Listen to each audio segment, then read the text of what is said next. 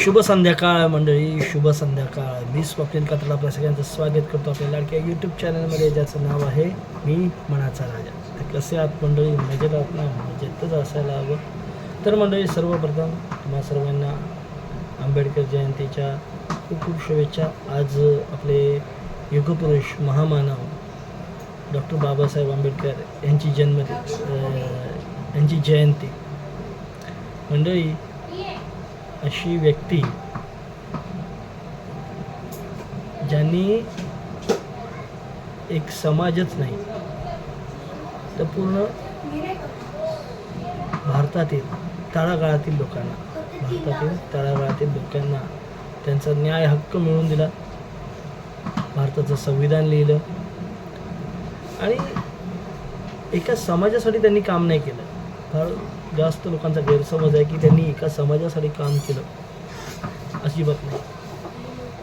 त्यांनी कर्मचारी म्हणजे लेबर, कामगारांसाठी, महिलांसाठी खूप चांगले चांगले कायदे आणले, त्यांच्यावर भाष्य केलं, कामगारांना त्यांचा न्याय हक्क मिळवून दिला, महिलांनासुद्धा समाजात एक चांगलं स्थान मिळवून दिलं.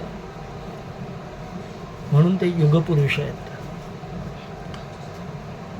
समाजातील एक अस्पृश्य मानला जाणारा घटक होता, त्यांना मुख्य प्रवाहात आणलं, त्यांना माणूस म्हणून जगण्याचा हक्क हे तो मिळवून दिला.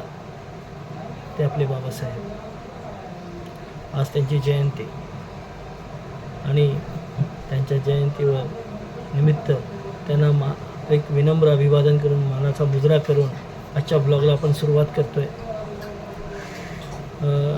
मंडळी, आणि कालच्या ब्लॉगमधनं तुम्हाला माहितीच असेल माझा हा जो चेहरा सुजला आहे त्याच्या मागची कहाणी तर तुम्ही बघितलं असेल. काल किती जणांनी बघितली, काय नाही बघितली काय माहीत नाही, पण ज्यांनी बघितली नसेल, जे आजचा ब्लॉग वगैरे असेल त्यांना मी पुन्हा एकदा रिकॅप देतो. काल सकाळी माझा दात दुखत होता म्हणून मी पेन किलर खाल्ली होती. बरेच दिवस दुखत होता दात, पण मी पेन किलर खायचो, तेवढ्यापुरतं बरं वाटायचं. पण काल अक्षरशः दुपारच्या नंतर हा भाग जो आहे माझा सुजला. आता देखील सुजलेलंच आहे. त्यासाठी मी काल गेलो संध्याकाळी दवाखान्यात. नाईलाज असतो दवाखान्यात गेलो, नाही तर मी पेन किलरच खाणार होतो. पण जरा चेहरा हा वेगळा वाटायला लागला आणि नाईलाज दवाखान्यात गेलो, दातांच्या दवाखान्यात गेलो. त्यांनी दाताचा एक्सरे वगैरे काढला. सांगितले हे दाढ आहेत त्या किडलेल्या आहेत, त्या काढाव्या लागतील, त्या काही वाचवता येणार नाही त्यांना, त्या डेडच झाल्यात. बापरे. पण काल सूज असल्यामुळे त्यांनी सांगितलं थोडं बर्फाने शेकवा, मी देतो, त्या पेन किलर खा आणि आज म्हणजे उद्या ते म्हणले की उद्या या आपण दात काढून टाकू. मी मुळातच घाबरट वृत्तीचा असल्यामुळे थोडासा घाबरलोच होतो. तर मी इंजेक्शन्सला फार घाबरतो. अर्थात माझे 3 ऑपरेशन्स झाले त्यावेळेला इंजेक्शन घेतले, तो भाग वेगळा. मजबुरीसाठी घ्यावंच लागतं. आपल्याला जर बरं व्हायचं असेल तर इंजेक्शन्स घ्यावं लागतं. तसं हे आजही तसंच झालं. सकाळी मी गेलो, सकाळी म्हणजे थोडंसं उशिरा गेल्यामुळे ते क्लिनिक बंद होतं दुपारी. दात माझा दुखतच होता, सूज पण तशीच होती, म्हणजे थोडीशी कमी जास्त होत होती पण होती. दुपारी ते डॉक्टर 2:30 वाजता निघून गेले, म्हणजे 1 वाजताच निघून गेले. मी गेलो 2 वाजता. डॉक्टर बोलले परत संध्याकाळी या. आता तर मी नाही आहे. त्यांनी काही औषध दिलं, ते औषध घेतलं, पुन्हा आलो घरी, पुन्हा गेलो. पण यावेळेला तनू, दक्ष, काल तनू आला होता, आज तनू, दक्ष, समीक्षा सगळे होते. मला तेवढं बरं वाटतं. आणि फायनली माझी दात काढण्याची प्रक्रिया चालू झाली. आधी मुळातच मी घाबरट वृत्तीचं असल्यामुळे मी इंजेक्शन घेताना माझी बाप तुम्ही म्हणाला काय लहान मुलंसुद्धा इंजेक्शन घेतं, पण ते म्हणतात ना एक फोबिया असतो गोष्टीचा. घाबरलो होतं. घेतलं इंजेक्शन्स, दात काढले. दात काढताना थोडंसं नॉर्मल दुखलं नाहीच, पण नंतर थोडं दुखायला दुखलं. आणि घरी आलो. समीक्षाने आईस्क्रीम वगैरे दिला. तनूने सुद्धा खूप काळजी घेतली. तनू कुठून दोघांनी काळजी घेतली. आज माझं ऐकतायत ते शहाण्यासारखं.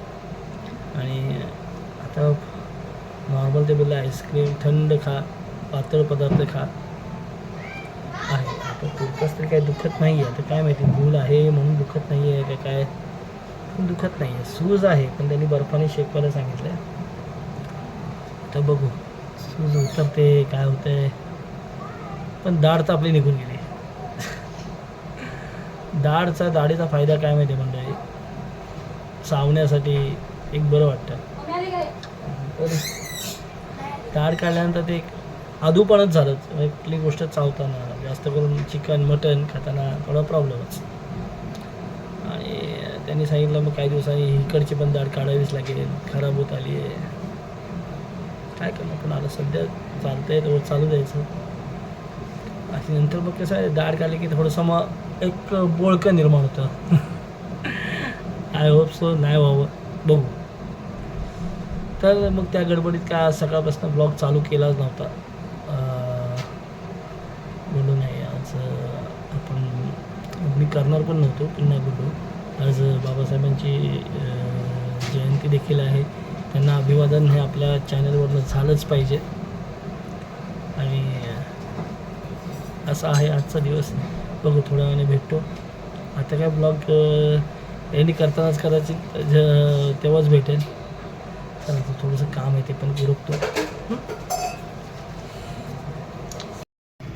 तर मंडळी आता थोडंसं समीक्षा आणि दरवर्षी रव्याचे हे बनवते, खीर टाईप बनवलं होतं पातळ.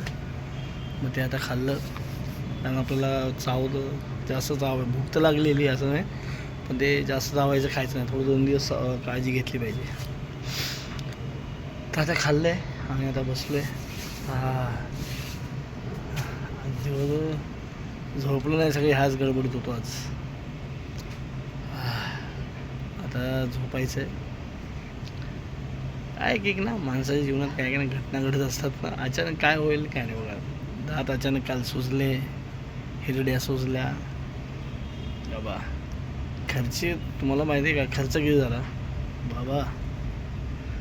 3200 रुपये खर्च झाला कालचं पकडू ना मात्र.